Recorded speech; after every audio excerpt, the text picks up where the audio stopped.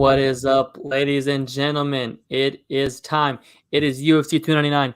It's the Sugar Show in Miami. We're here. We got a full main card breakdown plus some bonus fights of the banger card. Let's rock. I'm ready, bro. I know you're ready. Oh man, time has been going by so damn slow this week. This is the only thing I could think about is UFC 299. Sugar Sean defending his throne, shutting all of you haters out there up because we hear it, we see it. Everybody's turning on our guy Sugar now, and we're gonna break it down why he's gonna win this fight and why he shouldn't be getting as much hate as he is. How you doing? Sir. First off, on this beautiful day, I'm two good. more sleeps. I'm excited. I'm ready for this card. I think it's added the last couple of days. We've had some more storylines. I'm getting the butterflies. So whenever that happens, I know it's getting close. So I'm ready to rock, man. I'm ready to see this. He's one of the biggest shows in the sport and sports in general. So I'm excited. The press conference was electric today. It was so loud up there. Can't lie, I didn't love Sugar's fit, but it is what it is. You know, he's got to do his thing, be a bright light out there, attract a lot of haters, a lot of fans, because in this business, we all know haters are as valuable as fans. They're still going to tune in, buy the pay-per-view, watch, try and see you get knocked out. They're going to follow you either way. So let's just get right into it. We've got a bunch of insane ass fights on this card.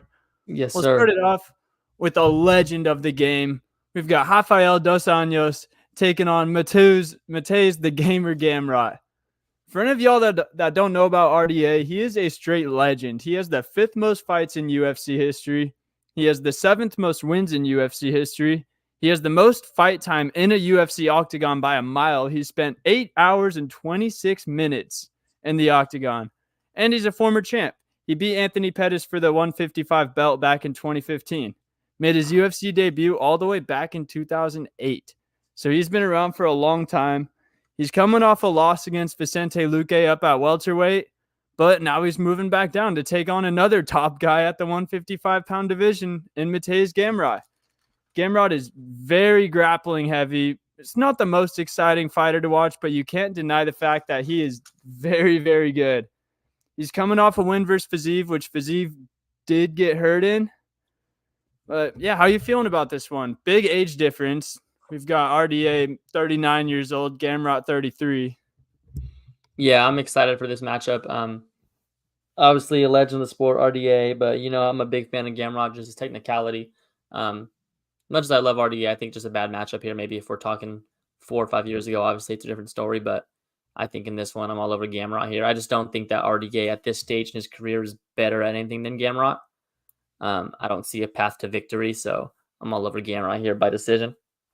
Yeah, the only edge I would really give RDA is experience, but I don't know how much that's really going to do because Gamrot is an extremely smart fighter as well. I think Gamrot's just going to fight almost a Marab type fight out there. It might be even through the first round and a half, but I think the age is just going to kind of start to show for RDA. I want RDA, but yeah, it's a tough one for him. You got any bets in this one that you like if you had to pick like a specific method or over under on rounds or anything like that? I think this fight goes the distance. I would imagine it's a lot of juice. I didn't look into this one. But yeah, I mean, I would probably say Gamrot by decision and over 1.5 rounds. I think it goes the full 15. Yep, Vegas agrees with you. On my book, I had Gamrot by decision at -165. Like that. And then RDA by decision at +600. So if you're a big RDA fan, if you're just feeling some type of way, you could get some pretty good value for that. Yeah. This next matchup, interesting heavyweight matchup we've got on our hands here. Curtis Razor Blades taking on Yaltin Almeida. Almeida has been on a tear in the UFC. I believe he has an 89% finish rate through his first honestly, I'm not sure how many fights he has in the UFC, but about 6 or 7. And he has an 89% finish rate. He spent 88% of his fights on top position, which is insane. Like the time during his fights. But he's never fought somebody like Curtis Blades. Curtis Blades has been well known as one of the best wrestlers in this heavyweight division. And he's a good striker as well. and Vegas agrees. It's an even money fight right now, or maybe Blade's at a slight favorite depending on your book. I kind of like Curtis here. I can't lie. I heard his media day, and he's talking about Almeida. He said Almeida is very one-dimensional. He throws a teep kick to the body, and he goes in for the takedown. And I think if Blades keeps this on the feet, it will be a rough night for Yaltin. What's your take on this one? Yeah, I was kind of torn on this one too. Really good matchup here. I just think Curtis's experience gets him over the top. I think he can hang in the striking department with Almeida.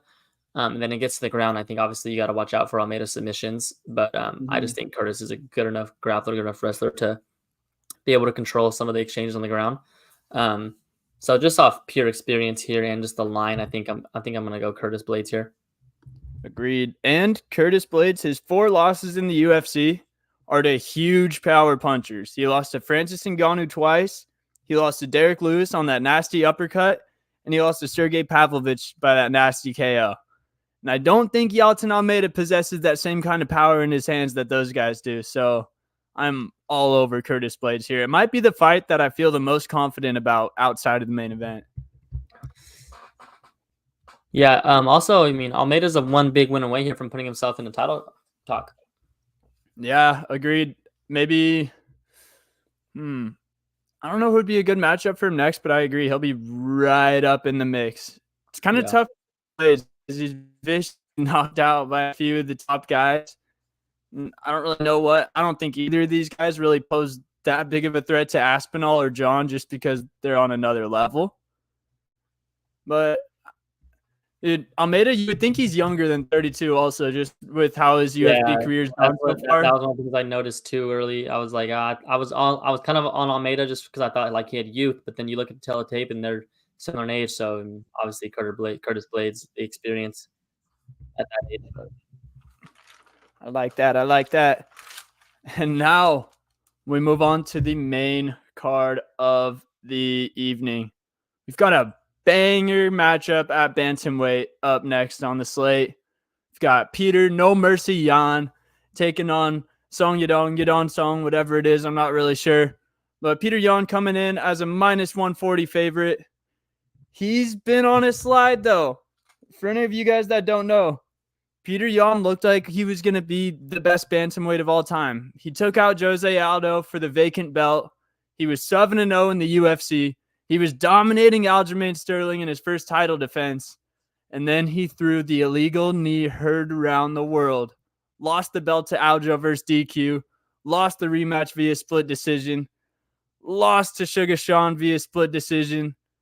Got smacked by Merab. He did have a good win versus Corey Sandhagen mixed in there, but it has been a crazy turn of events for Peter in the last 2 years.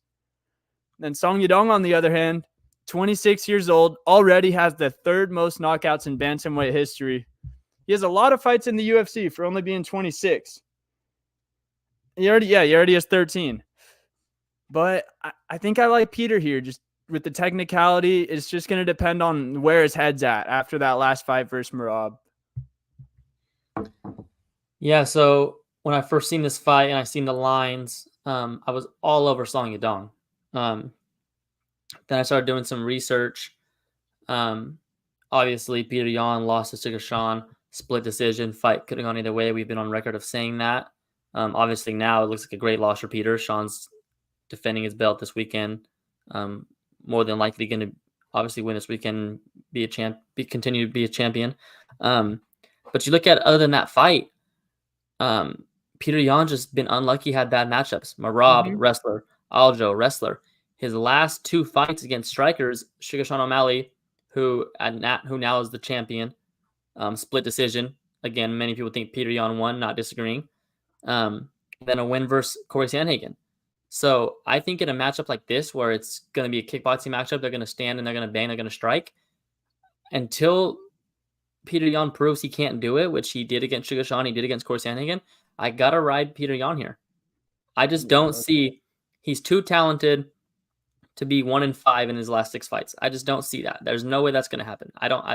There's no way that can happen. So I'm just going to take that. Obviously, yes, if it's anyone else, you look at it like, damn, they've lost 4 of their last 5. They're trending downwards, but I don't think it's that with Peter Yan. I think he's just been really unlucky. I agree. And the only loss that you could say was a bad definitive loss was Marab. And that was just a not great stylistic matchup for Peter. And Marab just looks like he's on another planet right now. So that loss will probably age very well also. And Song Yadong, before his last 2 wins over Ricky Simone and Chris Gutierrez, he did have that fight versus Corey Sandhagen, which Corey was beating him in, getting the better of him by a little bit, and then it got stopped in the 4th by a doctor stoppage because of a cut. Corey ended up winning, and we saw Peter beat Corey. So just using the common opponent there, obviously fighters evolve, fighters' mindsets change. But I like Peter here. Yeah, I'm all over Peter here too. I agree.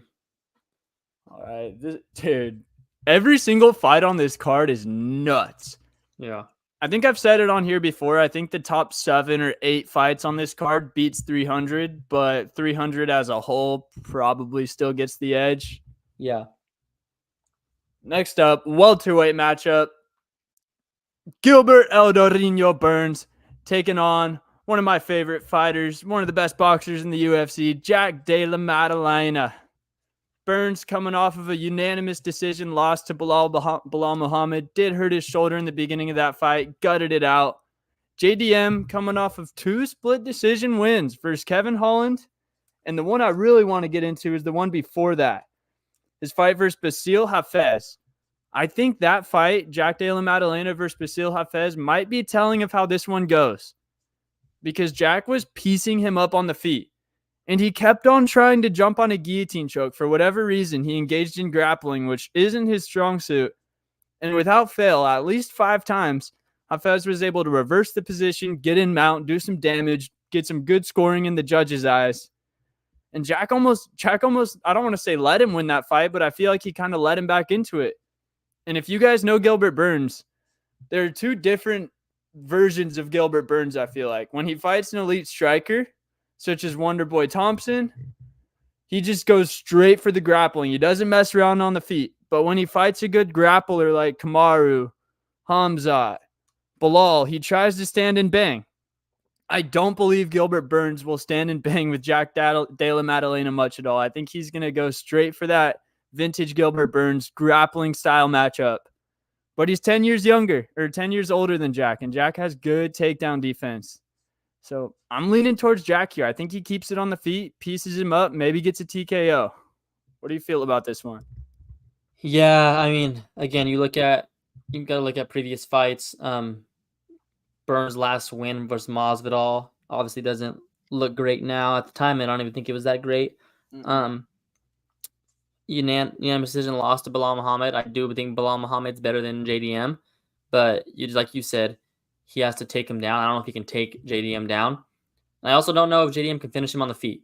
We've seen Gilbert Burns go the distance with Hamzat, and until I see him fall, I don't believe he can. So I'm all over JDM here, yes, for all the reasons you stated, but I do think it goes the distance. Yeah, and Gilbert Burns, one thing I had to point out that made me kind of lean towards him more is that ever since he got knocked out by Dan Hooker at lightweight a long time ago, he's only lost to Kamaru Usman, Hamzat, and Bilal. And all those guys are elite grapplers, which Jack Della Maddalena is not. But I also think Burns is just I think he's over the hill. I hate to say it. I love Gilbert Burns, but 37 years old against a prime hungry, violent Jack Della Maddalena. From a betting perspective, I'd rather be right on time with Gilbert Burns' downfall than like too late. Agreed. A couple bets I do like though. If you are feeling Gilbert Burns, you could get him by submission for around plus 350. I think if he wins, that's how it would be. Because if he gets Jack to the ground, I think Jack's in a lot of trouble down there. And I don't think he makes it to the end of the round if there's a decent amount of time left. If you want to go JDM by KO, TKO, not very juicy. You could get it for plus 150, or you could get JDM for money line at around, I don't know. Some books vary. Some have said 120. My book said minus 180, so I would just see what it says on fight day, or if it's lower, get it now. Yeah, I think I got JDM at like minus 160. All right, bet. This next fight, we've got a highly, highly, highly anticipated UFC debut. Probably the most highly anticipated since Michael Chandler took on Dan Hooker a couple of years ago. We've got Kevin Big Mouth Trailblazer Holland welcoming Michael Venom Page, also known as MVP, into the UFC. If you guys haven't watched Michael Venom Page fight, I highly recommend looking up his highlight reel because it's one of the best ones out there in all of combat sports. He has a crazy, crazy style. He dances out there. He almost has a drunk fighting style at some points too. Kind of leans around, wobbles, and then just throws a crazy strike. He's 21-2. One of his losses came, he was showboating, got leg kicked, got caught with an uppercut, got flatlined. His other loss was to a wrestler, just got held on the ground for majority of the fight. But this is interesting. He's 36 years old. Can't really be in your prime at 36, or it's very unlikely. Kevin Holland is probably the best fighter he's ever fought. Kevin Holland's seen a guy similar to Michael Page in terms of dynamic strikers when he fought Wonder Boy. It didn't go great for him, but he was in that fight until he broke his hand. I like Kevin Holland here. I'm sticking with the UFC. What's your take on this one? Yeah, I'm going Kevin Holland as well. I just think that style that MVP has, Kevin Holland's kind of seen it. And I think it just from an age standpoint and like honestly just a skill standpoint, how do we really know how good MVP really is? Mm-hmm. And until that gets proven, I mean, you gotta respect what Kevin Holland has done in the UFC. Yeah, completely agree, bro. I mean, Kevin Holland went the distance in a close fight with Jack Della Maddalena, who's an elite striker at welterweight. So he's been in there with top level strikers. You can't say the same about MVP. Maybe in sparring, but not in a real fight with the cameras on, with the lights on. So until we see it, I'm going to have a hard time betting on MVP here. I think this is going to be it could be a weird fight because they both talk a lot. I think MVP got quoted saying this is going to be the first ever in octagon podcast during the fight between him and Kevin Holland. So just expect craziness here. And also expect Kevin Holland to get the W. I might even go home by TKO, honestly. I think, or a club and sub. Yeah. We don't want to sleep on Kevin Holland's ground game. He doesn't use it very much, but he's damn good at jiu-jitsu. So if he wobbles MVP, I don't think he's gonna let him back up to the feet like he was doing with Wonder Boy. He doesn't have that same respect that he had for Wonder Boy. So yeah, I do have to point out, I was watching Holland's media day yesterday, the individual press conference. He sounded a little sick, a little sniffly. You could hear some congestion in his voice. Could just be a smoker's thing. Speaking from personal experience, or he could be sick. I don't know, just something to consider. You have any you have a over under on rounds or a method for us on this one? I don't. I think Kevin Holland wins. I'm going to bet Kevin Holland to win. I don't know how he does it. I just think he finds a way to get it done. I like that. Next up, now we've already been in the really big ones. But this one, if I had to put money on a fight of the night, it would be our co-main event. We've got a legend of the game, Dustin the Diamond Poirier, welcoming Benoit Saint Denis to the elite tier of the lightweight division in the UFC. Huge step up in competition for Saint Denis. His last fight, he knocked out Matt the Steamroller Frivola with an elite head kick knockout in Madison Square Garden. Dustin Poirier, obviously, coming off the other end of a head kick knockout. The Justin Gaethje, BMF, in Salt Lake City. I think everyone's kind of in the same boat here. Dustin's obviously had a much better career than BSD so far. Legend in the game. Probably more skilled, but he's coming off a knockout. BSD has all the momentum behind him right now. This is a tough one. Dustin Poirier, he's 6-0 coming off of a loss, but a head kick knockout just feels a little bit different to me. And when you're 35 years old, we know that 35 is the magic number when fighters start to see that drop. But oh man, what's your take on this one? Yeah, it's tough to see someone who hasn't had really a huge win in the UFC be minus 160 and then Dustin Poirier sitting there at plus 135 and not take the plus 135. Um, but yeah, I mean, it's just kind of those classic ones. Like at some point, the tides are going to turn, and you want to be ahead of it rather than behind it. So I'm, I don't know. I mean, all signs point to BSD winning this fight. I myself physically cannot get myself to bet it because if I bet it and lose, I'm gonna be really upset. Yep. So I'm fine just staying away. But yeah, I mean, you have to think everything points to Saint Denis winning this fight. But another part of me is just like Dustin Poirier is not losing to this dude. Like, I wouldn't be surprised one bit if the first minute into the fight, everyone could tell, oh, Dustin is levels above this guy. Yeah, But then I also wouldn't be surprised if BSD just kind of runs through him. yeah. Does this fight being a 5-rounder change your betting opinion at all? It does because the reason I like Saint Denis and the reason he has a lot of success is the pressure he has. He brings so much pressure every single time.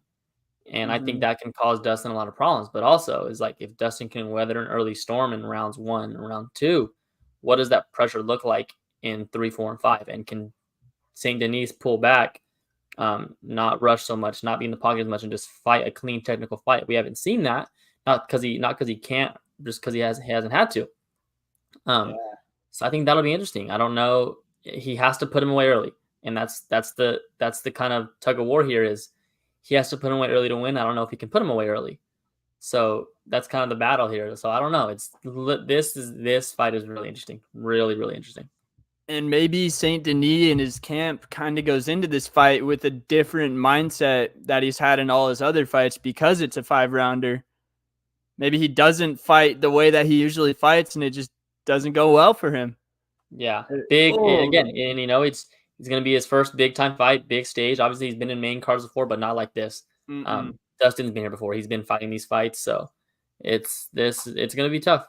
Yep. Home fight also for Dustin. He trains in Coconut Creek, so he's just got to drive over to the arena, gets to do everything at his normal gym, whereas Saint Denis had to fly over from France, use other facilities and stuff like that. I don't really know how much it plays into it, but it can't hurt Dustin. Yeah. Man. All right. I'll throw our faces on here real quick so y'all can see who we're going with for this main event. We've been waiting for this for so long. We've been calling this. Sugar Sean at the top, defending his belt, headlining a card, all eyes on him, and here we are. It's a little heartbreaking to see that the rest of the fan base isn't as excited for it as we are. They love to hate on the guy Suge. But I don't get it. I mean, maybe it's because we've been here throughout the whole rise. We've never been fans of him because he has some crazy one-liners in the press conference or because he says all these cool things. No, it's because he is the most exciting fighter on the UFC roster, and he dedicates his whole life to his craft. Everything he does all year round is focused on him being the best fighter that he could possibly be. One thing he says that always fires me up, he says in 10 years, I don't want to look back at my career and say, damn, I could have done more. I wish I didn't go to those parties. I wish I just went to those few extra training sessions. I wish I took my recovery a little more serious. No, he's not going to be saying that because he is doing everything that he needs to do right now to be the best fighter that he could be. We both think he's a special athlete, Hall of Fame, GOAT type shit.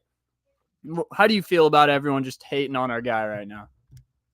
It's weird because obviously, again, and this could have been biased, but I don't think it was. I don't think it's this biased. I genuinely thought he was trending toward being the next superstar of the UFC.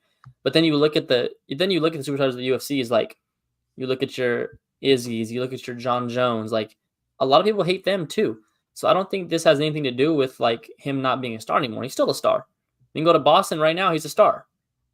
It's just. I mean, it's just where we're at. I mean, and just a lot of times it just depends on the moment who you're fighting.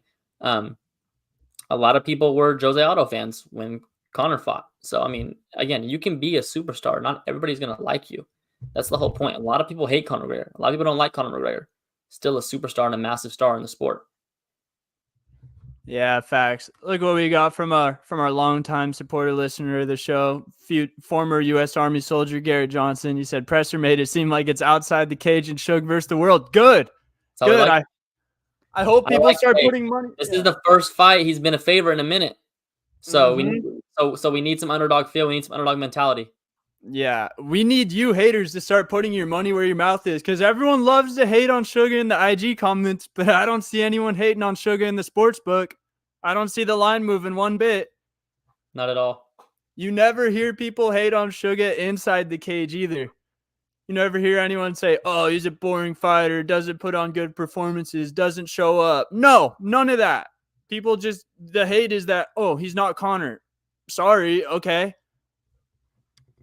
All right, let's throw the tail of the tape up here and start breaking down this rematch. Even our graphics guys against Sugar. Look at that. It's really us versus the world right here, and I love it. I don't see any way that Cheeto Vera can win this fight. There's no path to victory for him. He's not going to sit there and outstrike Sean O'Malley. He's the best. He's one of the best strikers in the sport. Sean O'Malley, be interesting to see if he can come out and pick someone apart for 5 rounds. He went 3 with Peter Yan. I don't think those 3 rounds are going to be already on like the level of like dogfight that it was against Peter Yan. Cheeto Vera kind of starts slow early, but I'm also not 1,000% sure that Sugar can knock him out. I think Sugar can win 4 out of 5 rounds, 3 out of 5 rounds. That's all you need. It all depends, but like I said, I'm not worried about Sugar going the distance. He went 3 rounds with Peter Yan. Those 3 rounds felt like 6, so I'm not concerned one bit. Like I said, I don't see how Vera can win. I mean, he doesn't have to, but there's also a threat of Sugar Sean the takedown there. So I don't see how Cheeto thinks he can win this fight. Yeah, the only way I could see it happening is if Cheeto just eats Sugar's punches for 20 minutes, because he is, yeah, like you said, he's insanely durable. He's never been finished in the UFC, knocked out or submitted. Then he just catches Sugar with one of those crazy strikes. But I think Sugar's eyes are too good, and I think he's too fast. I don't think Cheeto's going to get a knockout strike within 2 inches of Sugar's chin. Sugar's going to be 2 steps ahead of him the whole entire fight. You could see in the media day yesterday, not the presser as much today, but he is so locked in on this fight. He hears the noise. He hears everyone doubting him, and he's going to go on there and put on one of the best performances that we have ever seen in combat sports. I'm ready. It gives me chills. And Merab is the backup fighter. I love it. If Cheeto were to pull out and Sugar got to spark Merab on Saturday and we could put that whole narrative to bed, good. Because I think Sugar sparks Merab as well. And I think he sparks Ilya. And I think he sparks Corey Sandhagen. And I think he sparks Umar Nurmagomedov. And then I don't know who he sparks next, but then he's going to retire as one of the GOATs eventually. Yes, sir. I'm all for it. And you can see it too in his movements when he's out there. He just looks like a high-level LeBron James, Patrick Mahomes type athlete. Just a little bit faster than everyone else out there. A little smoother, a little more balanced, just a little bit better timing. There's just something about the guy. Yes, sir. Let's get these bets up, make these people some money, man. Mm-hmm. Here we go. Your bets for the weekend to earn you a nice little steak dinner. We're going to go Kevin Holland to win, risk 50 to win 37. Michael Olek, you guys know his name, risk 35 to win 43. We're going to go big on the Sugar Show, risking 150 to win 60. Then we're going to go JDM, risking 100 to win 62. Our parlay, we're going to go Sugar Show, Kyler Phillips, Macy Barber. That parlay is plus 215, 50 to win 108. One of not a juicy parlay, but one of my most confident parlays. So let's go, baby. I like that parlay a lot. Kyler Phillips, another member of the Team Sugar, indirectly trains at the lab with all of them. Honestly, the best bantamweight hotbed in MMA right now is the MMA lab. It just goes under the radar. Shouts Marcus McGee. Yup, dude, he's a guy, bro. Marcus McGee is a guy. But Macy Barber, I watched her media day interview, and at first she went out there, and I was like, damn, she's hotter than I remember. And then you look at her neck, and her neck is like the color of my neck, and her face is just straight orange, bro. Just all makeup. But anyway, she's no Tracy Cortez. Let's just put it that way. But she's a better fighter. I'm excited for this weekend, baby. Me too. Maybe we'll have to hop on live, just throw it up on the table all hammered like we did last time. Facts. And get all the haters in there, talk shit with them all night long. Let's see what we got for comments before we get out of here. Easton McMurray, Sugar is not a star. Well, I mean, honestly, I don't really care if he's a star or not because he's going to end up being one of the greatest fighters of all time. I'm not a fan of him because he's a star. Cheeto Vera, baby. We're going to be hearing a lot of that. And then he's going to be asleep on the canvas. He's the headliner of this fight card. The fight is in Miami, and they've already announced that it's the most tickets sold all time for that arena. So, I mean, it depends how you define a star. But, I mean, I would say that's a star right there. I don't think Cheeto's selling out arenas. No, I don't even think anyone tuned into his last fight versus Pedro. Yeah, I remember that one. I almost fell asleep. Yeah, facts. Dude, you know what's funny? Dana White, he always says at the presser, he said, highest gate, whatever. And all the fans cheer. Like, that doesn't mean they just had to spend more money on their ticket. It's like, maybe if you wait to buy your tickets until the week of, then the prices will go down a little bit, and it won't have to be the highest gate. Ready for him to knock this dude out. Yeah, sold out the presser. Good. Let him. Colby Covington sells out pressers too, but one of the most boring fighters of all time. Good thing that's not our guy Sugar. And pressers are free. Facts. Didn't have to sell a ticket. Yeah. Good catch. Good catch. Don't let him be gaslighting us out here. All right, you got any closing thoughts for us before we get out of here? I don't. Everyone enjoy a happy dad. Enjoy Sugar Sean's win, baby. Come on, baby. It's the Sugar era. Hello. Yes, sir.